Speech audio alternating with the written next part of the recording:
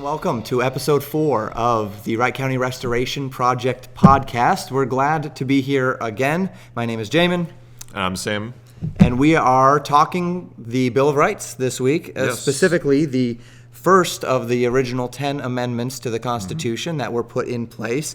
I guess a little bit of back history we'll do first. We don't have to correct anything this week, so that's good. Yeah, we're getting better. And we'll start with some back history on where the Constitution came from, and then I'll just be really brief. You guys can go look at that, and gals can go look at that on your own, should you desire to do so. And then we'll just jump right into the First Amendment. Probably take a couple of weeks on it. We'll see how it goes. Don't want to make this last too long. Yeah. And then we can walk through the amendments together. So, Articles of Confederation. They were written just a little bit before the Declaration of Independence was signed.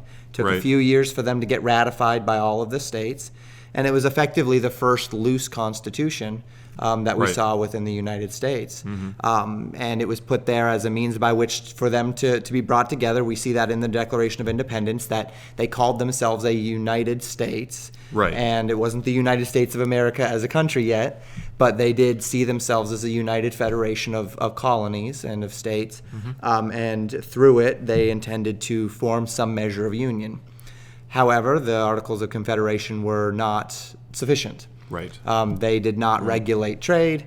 They could not levy taxes, save for the taxes that the state would pay to the federal government, and so they had no means by which to have any taxation powers of their own. And this is good. Right. In one sense, extremely limited federal government, but it also limited their ability for self-defense, defense of the nation, having to muster from each state. And we would see that even up to the Civil War and past with state militias and such, but simultaneously a very limited capacity to do so, a limited capacity to tax. There's a lot of debt that was incurred in the Revolution. Yes. How are they going to get all that paid off? A lot of different problems there. And so we see all of those weaknesses, and that brought about what history seems to record as simply desiring at first a revision to the Articles of Confederation, and along with that, the Federalist Papers. And the Federalist Papers, 85 articles. The first, I believe, 77 were written primarily before the convention there, where they talked through these things. Alexander Hamilton, James Madison, and John Jay. And they all wrote under the same pen name, Publius, and they were defending or giving the case for, stating the case for a federal system and a United States and a federal government and the powers of a federal government, laying the foundation for the Constitution. The Constitution is put together, and there are 7 primary articles establishing the nature of the powers of the federal government, enumerating those powers. We talk about the enumerated powers, so not saying the federal government can't do these things, but rather the federal government can do these things. And if it's not enumerated, then the rights fall to the states. Right. Once again, something that we've lost today. Any number of portions of the articles of the Constitution that have been lost. We find in the Constitution that legislatures are supposed to appoint senators.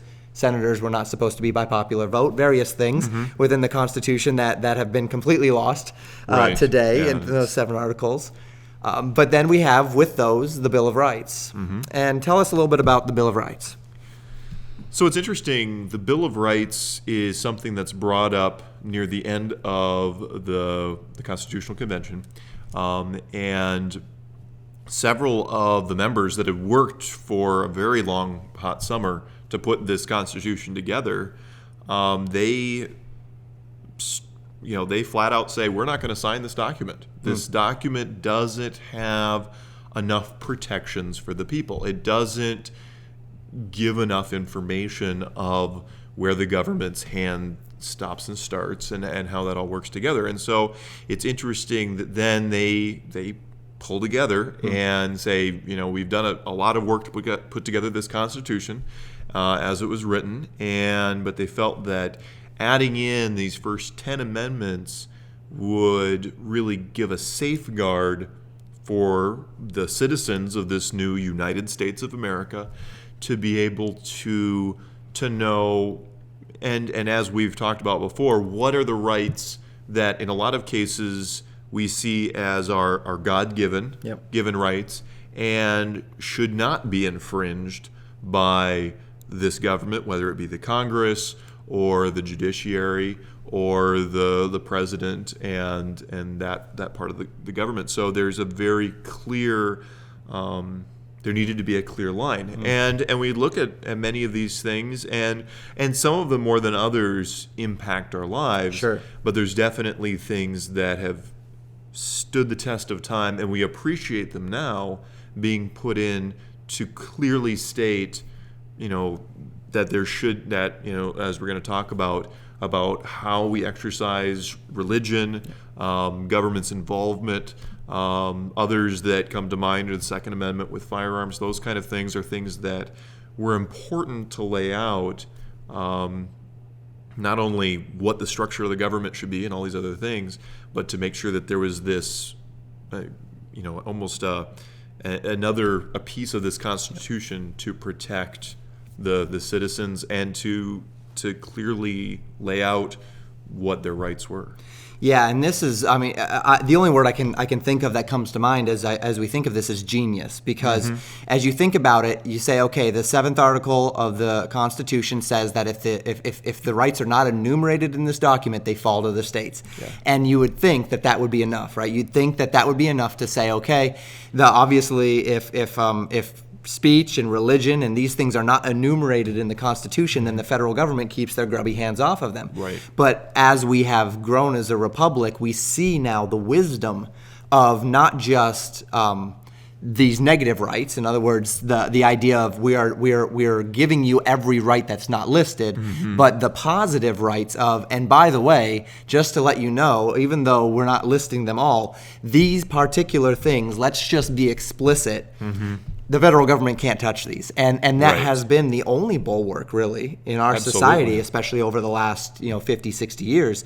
It's been the only bulwark against tyranny and against a complete collapse of the United States of America as we know it. Absolutely. Has been this document and the resistance that the words of this document have posed to petty dictators and tyrants.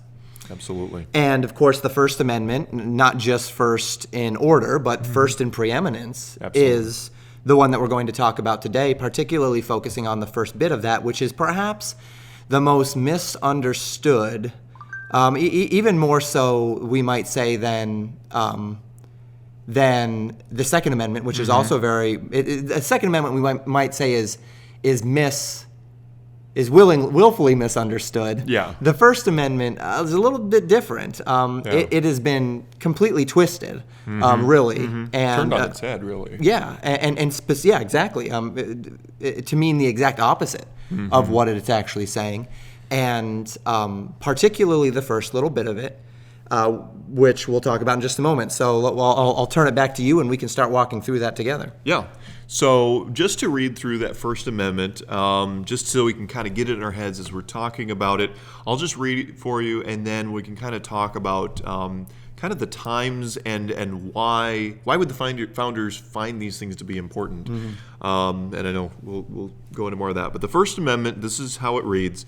Congress shall make no law respecting an establishment of religion or prohibiting the free exercise thereof. That's the first part that we're going to focus on. It goes on to say, or abridging the freedom of speech, or of the press, or of the right of the people peaceably to assemble, and to petition the government for the redress of grievances. So there's a lot packed in to this one little First Amendment. Yeah.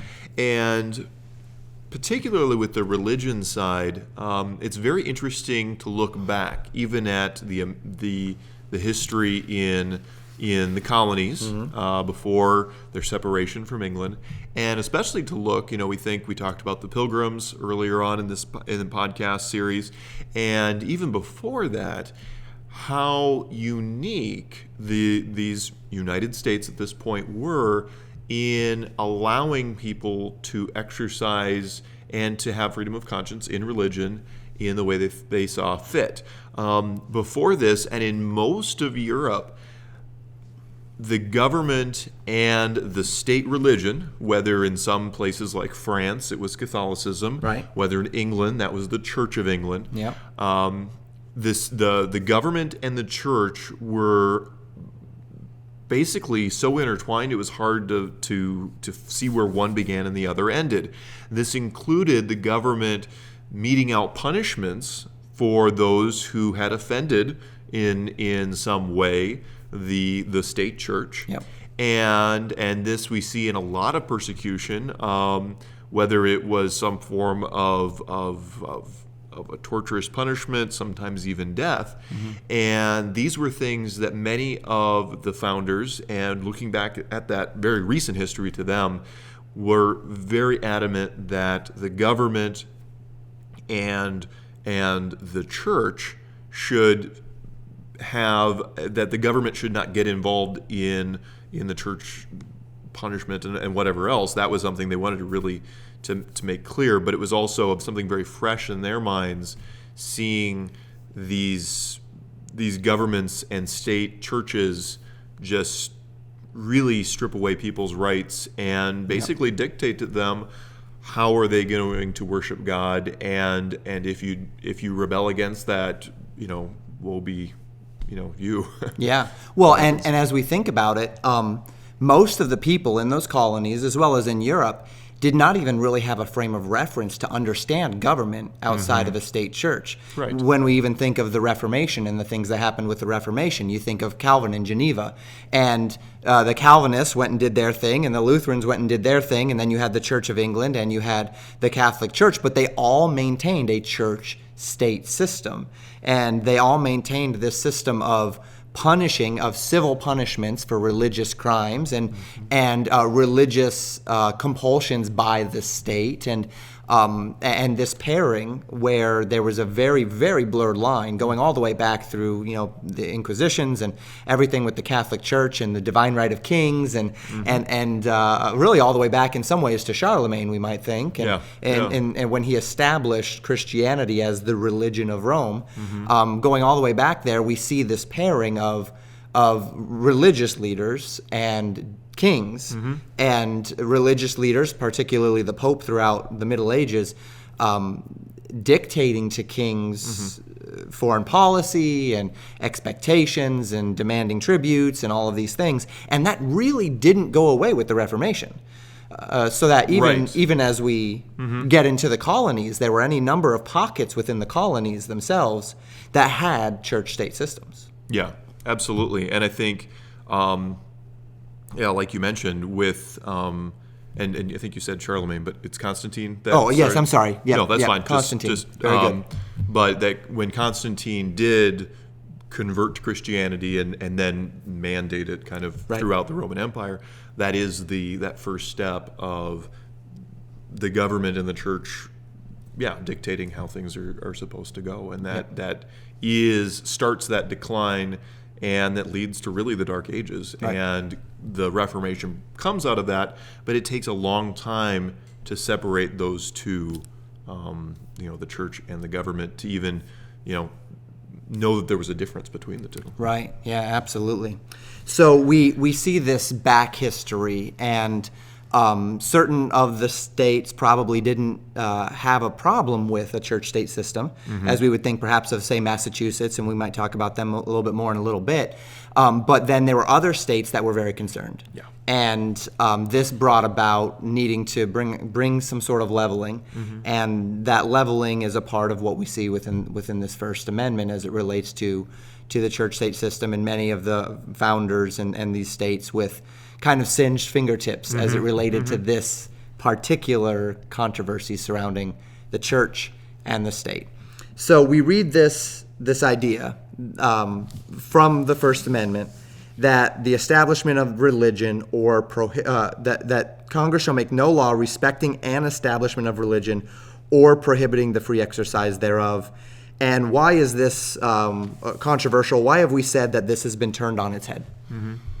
Yeah, so I think when you ask most people today what the First Amendment talks about, they usually they usually bring up separation of church and state. That's the first thing that comes to mind in most people's thinking. And when you actually read it, we don't really see that wording at all. Right. In what's there. And that actually comes much later. That's a little piece that's pulled out of a letter from Thomas Jefferson. I think you're going to go into a little bit more detail on that later. But it's been turned on its head in such a way in our culture to basically have the government dictate where religion can be exercised, whether, can I pray in a public school or not? Can I open a Bible and read in a public school or not, or in a public setting, in a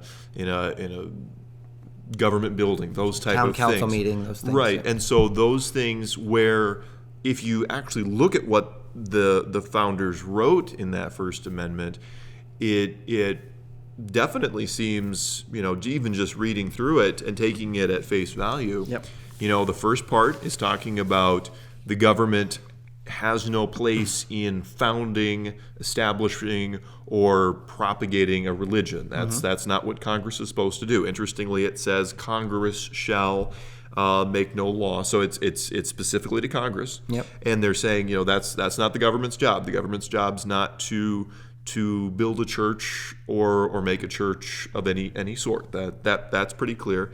And but then it talks about or prohibiting the free exercise thereof. And that's the part that's, if you look at it, that, definitely, looking at it as it's written, it definitely seems like that's saying, well, and then the government, unless there's something really egregious going on that falls outside of what, true religion really is, right. The government really shouldn't get involved in the goings on or how a church operates or where people express or share their faith. And that's really important because sadly, even in our day and age, it's getting even pared back to said, well, it's a freedom to worship. So it's a Right. freedom to privately worship in your church, but don't bring it outside of your church or synagogue or mosque or whatever.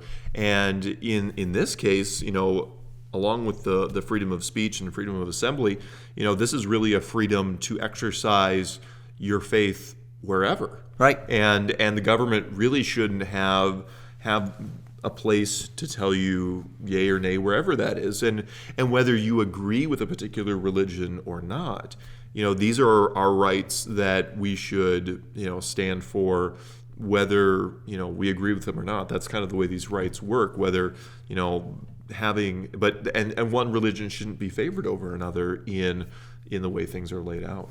Sure. And so as we look at that, and you mentioned it, the emphasis on Congress shall make no law. So it's really speaking to the government operating and functioning as a government. It's not speaking of the individuals in government not being able to believe or to say anything they want Right. to say about their own religious principles or to fight for those religious principles as it would relate to any number of elements of action and decorum, but more so that Congress as a deliberative body is not going to single out a religion or prohibit a religion or any of these sorts of elements as a particular problem for the sake of worship itself. As you mentioned, appropriate religion, if people have religious beliefs that lend them to things which would infringe upon other rights and these sorts of things, then we have other problems. But Right. Very, very important there that we're not seeing anything as it would relate to the individuals in government, nor are we seeing anything, say, and you mentioned as well, prayer or Bible reading in public schools. And though public schools are funded by public tax dollars, government schools is really how we can understand it and look at it. Simultaneously, that's not what this is talking about. This is not talking This about isn't covering that at all. local levels or anything of the sort. This is the federal government not establishing federal laws as it relates to the establishment of a religion and the free exercise thereof. It doesn't even necessarily speak to the states. Right. And what the states can or cannot do, it specifically says this is about Congress. Right. This is about the federal government. Okay. Absolutely. Well, what else? So it's interesting to look at, how this is laid out. And I think, to me, looking at, that second part, prohibiting the free exercise thereof, like you were saying, I think that's, really something that has been, it's been misunderstood. It's been turned on its head, and it also, sadly, I think also in the nature of religions in themselves and belief systems, it really is something that people. I'm trying to gather my thoughts, but that there's really, religions are interesting because they're frameworks by which people worship God as they see fit, Yep. and they're also held with a lot of ardor, and there's definitely a faith system in a religion, whatever that religion is.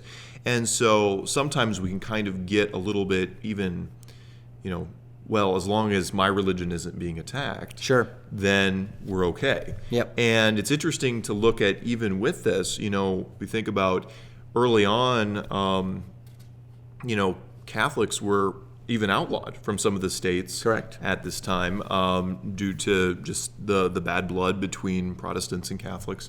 And even the Catholics, because a church and state were so closely aligned together, a lot of the warring between, Spanish and French and English fell out along religious lines as well. And so this would have been an interesting step for the founders to make, to even open things up to some groups that maybe they didn't trust as much, but that they were opening it up to people, or people that they kind of weren't sure how to relate to. We think of William Penn with the Quakers. They're a very interesting group of people. Their founding and start, there's a lot of really strange things in the way they were conducting themselves.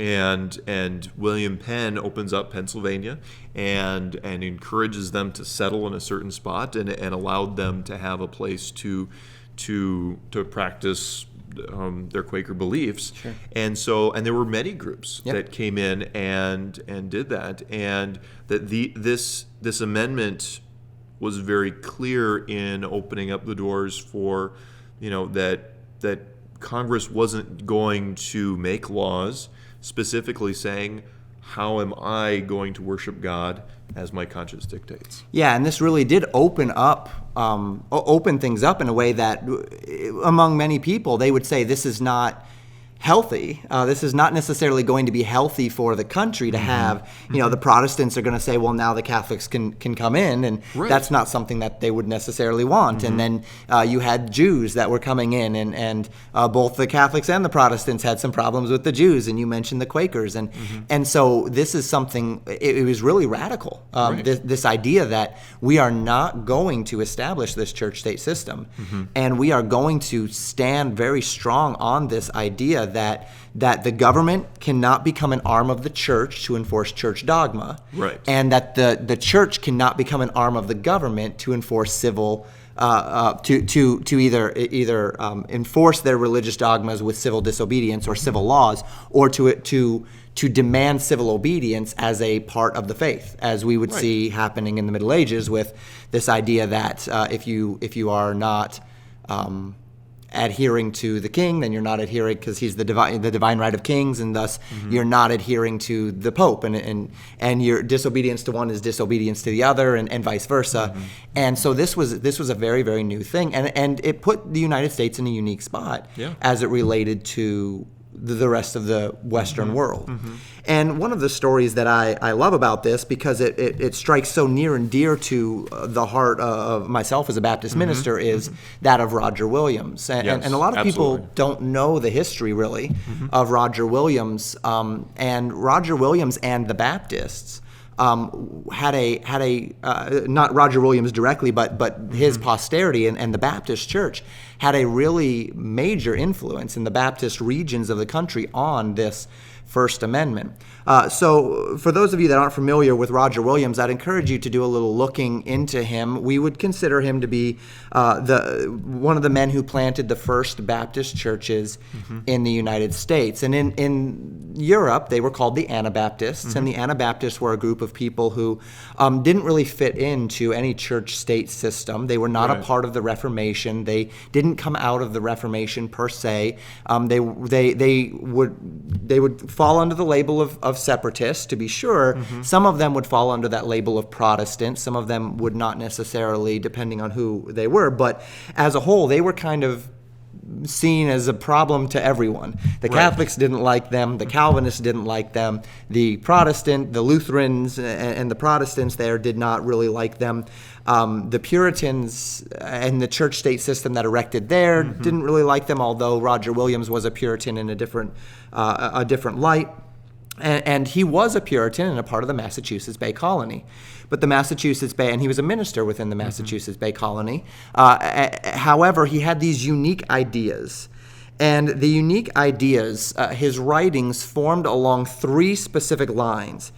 Separatism, in other words, he was very big about separating from the Church of England, and thus the Church of England as it was influenced by the Catholic Church, and the ritualistic nature of it, and that was a big wave of the day, right? So we see that wave, and he was very big on that, and the separation of a church as being a holy body of people, not a civil body of people, or whatever the case may be. And the other one, the one that got him into the most trouble, was this idea of liberty of conscience. The idea that a man has the right to worship God and to operate according to the dictates of his conscience, so that he should not face civil liability if he were to breach the Ten Commandments, civil liability if he were to breach religious or church laws. And so he saw this, and this gave way to his third major writing, which was on the separation of church and state, desiring a very distinct difference between the civil government and civil law, and then religious government, if we want to call it that, or the government of the church, and how the church would govern those within its ranks. And so we see Roger Williams, and in 1630 he was there in the Massachusetts Bay Colony, and in 1632 he writes a tract, what they called at the time tracts. And nowadays when we say we're talking about tracts, it's usually evangelistic. Right. But the ministers and the men of the church at that time would write missives. They would write tracts that they would then distribute, and those tracts would speak to something of the day of import. And this particular tract was unique in that he was condemning the king concerning the right of the people in Plymouth to conscript lands without paying the Native Americans. And he was very big about this idea, and he would eventually go back to Europe and fight for this idea that the Native Americans were made in the image of God, and so they had every right, that they were not lesser humans, they were not lesser beings. And this would roll over into Roger Williams also being one of the early abolitionists, that when slavery began to be legalized in Virginia, and especially when it was legalized in the Massachusetts Bay Colonies, he spoke up strongly against it. I'm getting a little ahead of myself here. But he writes this missive, and the Massachusetts Bay Colony and Plymouth, they do not like this. And so they call for him to recant. He refuses to do so. And in that he refuses to do so, they convict him of sedition and heresy. And as a part of convicting him of sedition and heresy, and the way that they described it is that he was spreading diverse, new, and dangerous opinions. And so they banished him from the Massachusetts Bay Colony. He was kicked out of Boston. He was kicked out of Plymouth. He was kicked out of the Massachusetts Bay Colony.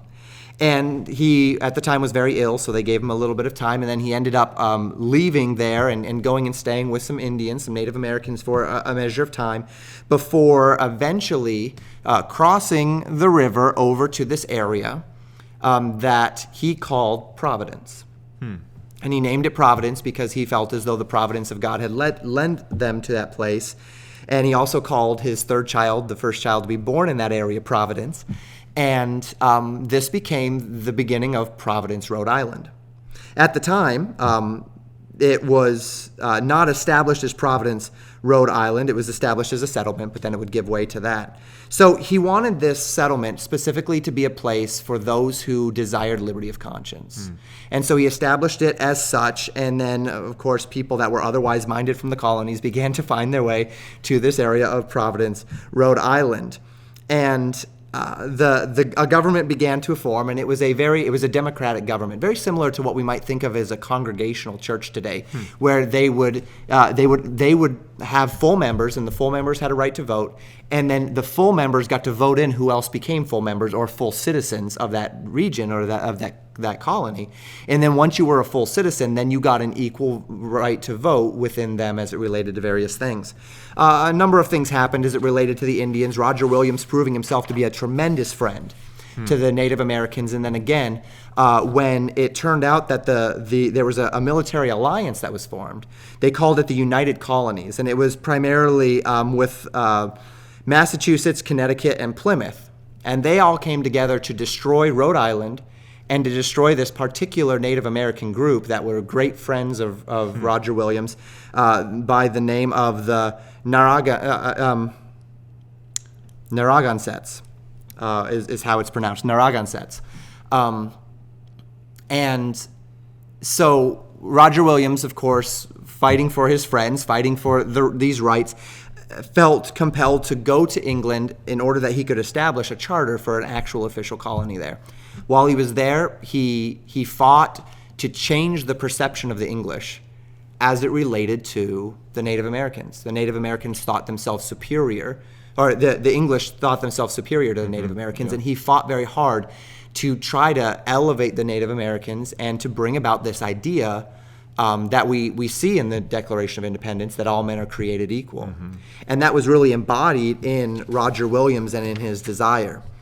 He returns then to Providence, and he returns with this charter. So they are able to actually start this colony that would eventually become a state. And this charter from Parliament for the Providence Plantation was set in July of 1644. So we're talking well before the Declaration of Independence, Right. these sorts of things. And he proclaims this region to be a region that has freedom of conscience. And it became a safe haven even for those who were Jews and whatever else in the area who did not fit with these church-state systems or did not fit within the typical Protestant shoehorn of the region. It would be in 1638 that Roger Williams was baptized, and this would have been a big deal, because to be baptized again, Anabaptist, that's what that means, to again be baptized, was to reject the church-state system in which he had originally been baptized as an infant. Right. And he rejected the idea of infant baptism, and he rejected these things which are still Baptist distinctives today. And then they established, Roger Williams and John Clark became the founders of the first Baptist church in America there in Providence, Rhode Island. It would be in the mid-1600s, 1619 we know nowadays, was when the first slave was brought to the colonies. Slavery was not legal in the colonies at that time. Right.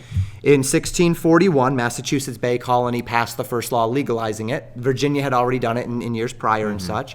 But it was working its way up north, and of course that was pretty intricately connected at that time to Plymouth and to that area and to those colonies. The colony had not yet been officially chartered. And so within this place where there's Plymouth and the Massachusetts Bay Colonies and Connecticut, this United Colonies that we talked about before that tried to destroy Providence, there was a push to legalize slavery. It would be in 1652 that Providence, after they had become this chartered plantation and this chartered colony, would pass a law, 18th of May, 1652, it was an anti-slavery law. Oh, wow. One of the first anti-slavery laws on the books, Roger Williams being one of the first abolitionists. So being very strongly against this idea of slavery there in the colonies. And then this gives way to his teaching on the separation of church and state. And you talked about Thomas Jefferson, and Thomas Jefferson was writing to a group of Baptists when he spoke of that idea of the wall of separation of church and state. And what is interesting about that, Thomas Jefferson writes to the Danbury Baptists, 1801. He's writing that letter. So, by the way, 1801, right? This is well after Right. everything, right? This is, you mentioned to me, I believe last week in one of our conversations, Thomas Jefferson was not even around. Right. He's in Europe. He's in Europe when the Constitution is being put together. And the Bill of Rights. And the Bill of Rights. He is not a part of that discussion. He has nothing to do with it. And he's there in 1801 in a personal letter to the Danbury Baptists. And what he does there is he actually quotes Roger Williams. Oh, wow. It was Roger Williams that wrote of a hedge or a wall of separation between the garden of the church, he called it, and the wilderness of the world, is how he said it. The garden of the church and the wilderness of the world. And so he's saying that the church, and this was a call for the separation of the church from the elements that would corrupt the church, that being the state. He actually believed Constantine to be a greater evil to the church than Nero was. He wrote that because he thought that Constantine, in making a church-state system, crippled the church's power in the world and its power to have a witness and a testimony, something which we see played out throughout history. Absolutely. So we see him here, and he speaks to that wall of separation. And Thomas Jefferson, showing how educated he was, he'd read Roger Williams, he was familiar with Roger Williams and his missives and his sermons and such. Quotes this back to the Danbury Baptists, which would be probably very similar to a politician today, to Joe Biden playing Despacito on his phone, in a sense, but perhaps not that brazen, to try to. I'm not going to assume that Thomas Jefferson was pandering, but he was politicking. He was using their founders' words as a means by which to help them understand something about the Bill of Rights, and particularly the First Amendment.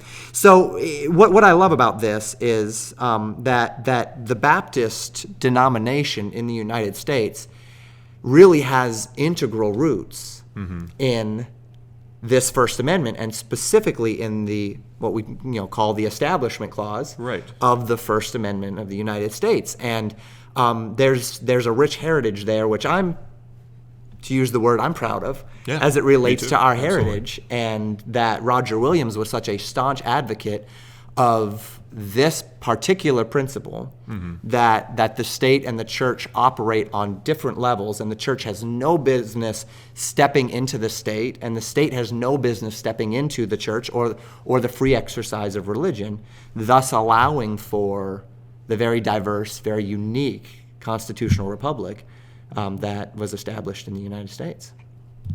Absolutely. Well, I suppose that is about our time. I took a little bit more of it today. Any parting thoughts as it relates to these things? Well, I think it's fascinating. I appreciate the little case study on Roger Williams. I think it's really interesting to see, and we see this happen throughout history, where there are those that really face a lot of pain and suffering. Like Roger Williams does, but blazes a trail which, by the time of the writing of the Constitution and even the Declaration of Independence, really you see his ideas starting to get fleshed out in these founding documents, and how important that is. It's interesting in even just reading through the Declaration of Independence, those founders were very careful that separating from England and going to war with England, oftentimes when that happens, you don't wind up with a better system. When you dissolve one form of government and you rebuild up another one, it's very rare that you get something better. You just get different overlords, you get different taxes, but it's still a mess. And it's really a miracle that these documents and these men came together and put these things in place. But it's neat to look back and see men like Roger Williams play into these things, whether it was seeing all men created equal, whether it was seeing that slavery was wrong and putting that into place. All these things come down and actually get put on paper years later. 150 years later. But that he takes the time, he stands up really against the establishment and is a real forward thinker in his day, and it's really played out in the establishment of these documents that we're kind of laying out today. Yeah, well, so that is all the time we have for today. Yeah. And we got through that Establishment Clause. Next week we'll continue talking through the First Amendment and the various other elements, which are I wouldn't put them on equal footing of importance per se, but are still extremely important as we think of not just religious freedom, but then freedom of information. Right. And then freedom of that assembly and that redressing of grievances. So we'll pick up with that next week. Want to thank you for being a part of our time together today. As always, and we'll put our contact information back in the description, but we want to hear from you if you have any questions or anything that would particularly you desire us to address. We'd love to hear from you, love to hear what you would desire us to talk about a little bit, or maybe have some insight of your own that we can share with everybody. And we'll hope to see you next week on episode 5.